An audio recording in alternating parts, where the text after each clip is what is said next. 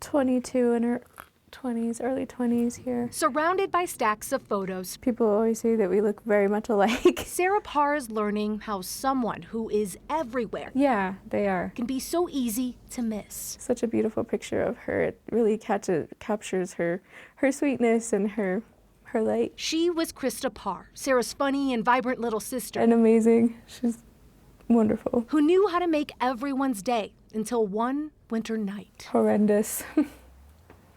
Absolutely horrendous. On January 16th, Commerce City police were called to I-270 westbound near Quebec Street for a hit and run. The driver told investigators a car hit his semi as well as an RV on the shoulder of the highway and kept going.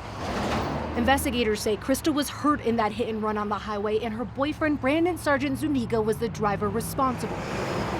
They figured that out after they stopped Sergeant Zuniga on 74th and Colorado Boulevard about 15 minutes after the initial crash for running a stop sign and discovered Krista's body.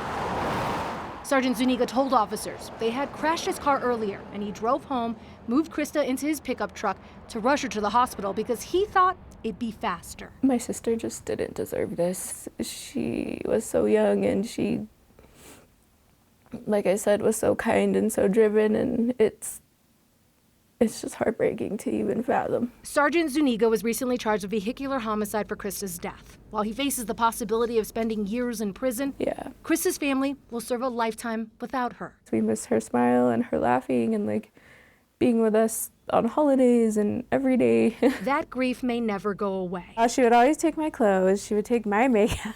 But neither will the memories these two sisters were able to create and the presence Krista will always manage to have. She's a constant part of our life, still and forever. Now, the suspect in this case was previously charged with eluding police for an incident that happened last year. According to public records, he ultimately pleaded guilty to reckless driving last month for that incident and was sentenced to 7 days in jail, but received credit for time served.